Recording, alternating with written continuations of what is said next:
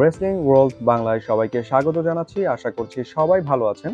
আগুন কিছু খবর নিয়ে হাজির হয়ে গেলাম আপনাদের সামনে। তাহলে শুরু করা যাক।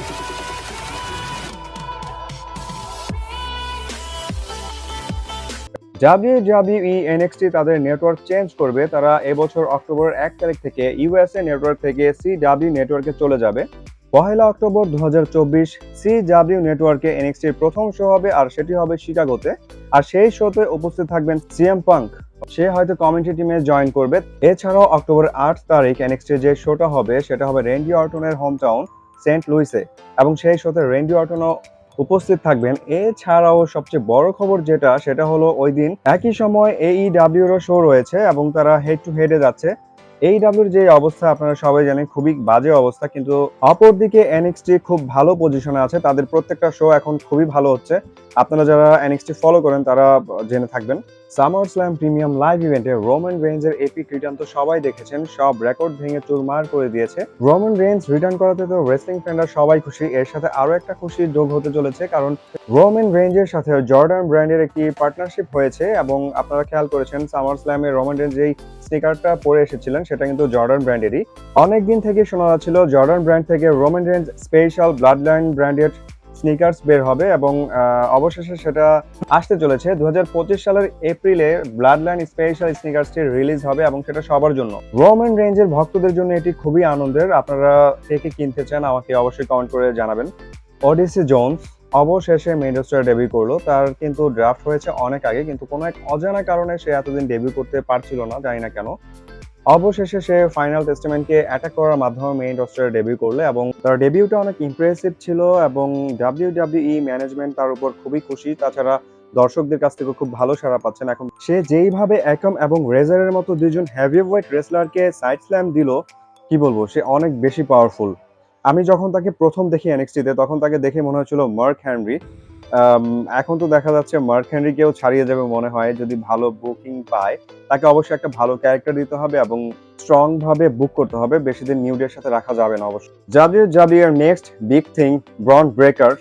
তার ফিউচার WWE তে অনেক ব্রাইট, কারণ WWE ম্যানেজমেন্ট তার উপর খুবই খুশি তার পারফরমেন্সে এখন পর্যন্ত।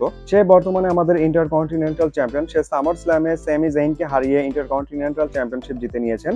ব্রন ব্রেকার রিসেন্টলি এক ইন্টারভিউতে বলেছেন তিনি পল হেইম্যানকে তার ম্যানেজার হিসেবে চান, এবং সেটা বিশ্বাস করে যে ফিউচারে এমনটাই হবে।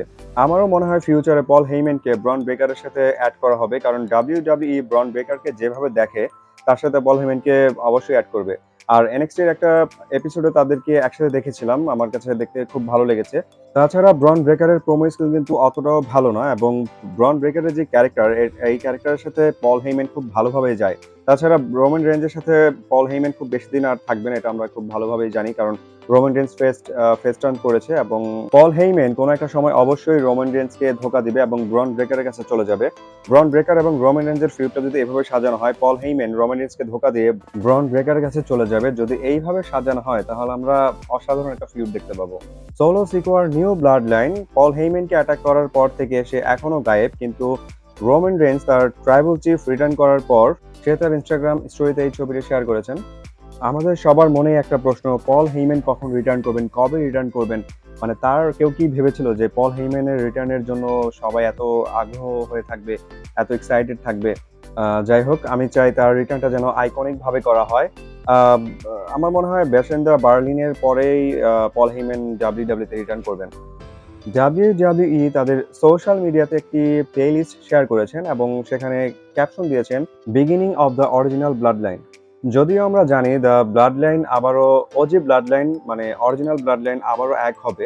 তাছাড়া যে উসো বলেছেন সে রোমান রেন্সকে ট্রাইবাল চিফ হিসেবে মানেন, এবং সে আবারও ব্লাড লাইন জয়েন করতে চান। WWE এর এই পোস্টের মাধ্যমে আমরা আরো শিওর হয়ে গেলাম যে ব্লাড লাইন আবারও এক হতে চলেছেন, এবং সোলো সিকোয়ার দ্য নিউ ব্লাড লাইনকে ডিস্ট্রয় করার জন্য আসছেন। আপনারা যারা রেসলিংকে ফলো করেন তারা অবশ্যই হয়তো ডেভ মেলটজারের নাম শুনেছেন। সে বলেছেন WrestleMania 41-এ the Rock versus Cody Rhodes এবং Roman Reigns versus Solo Sikoa ম্যাচটি হতে চলেছেন, এবং সে তো বলতেই থাকে, এজন্য অনেক গালাগালিও খায়। এখন আমার মতে রক এবং কোডি রোডস ম্যাচটা হতে পারে, কিন্তু Roman Reigns versus Solo Sikoa WrestleMania-তে যাদের ফিউড এখন শুরু হয়ে গেছে, আমার মনে হয় না তাদের ফিউড এত টানা হবে। সোর্স মতে এখন পর্যন্ত যতটুকু জানি, ব্যাড ব্লাড প্রিমিয়াম লাইভ ইভেন্টে Roman Reigns versus Solo Sikoa ম্যাচটি হবে। আমার মনে হয় না তাদের ম্যাচ রেসলম্যানিয়া পর্যন্ত গড়াবে। তাছাড়া আমার মনে হয় কোডি রোডস এবং রকের ম্যাচটাও রয়্যাল রাম্বলে হবে সামনের বছর এবং রেসলম্যানিয়াতে Roman Reigns versus the Rock হবে। এখন আপনাদের কি মনে হয় অবশ্যই আমাকে কমেন্ট করে জানাতে পারেন। এই ছিল ভিডিও। যদি ভালো লেগে থাকে তাহলে অবশ্যই একটি লাইক দিবেন এবং চ্যানেলটি সাবস্ক্রাইব করে আমাদের সাথে থাকবেন। ভালো থাকবেন। দেখা হচ্ছে নেক্সট ভিডিওতে।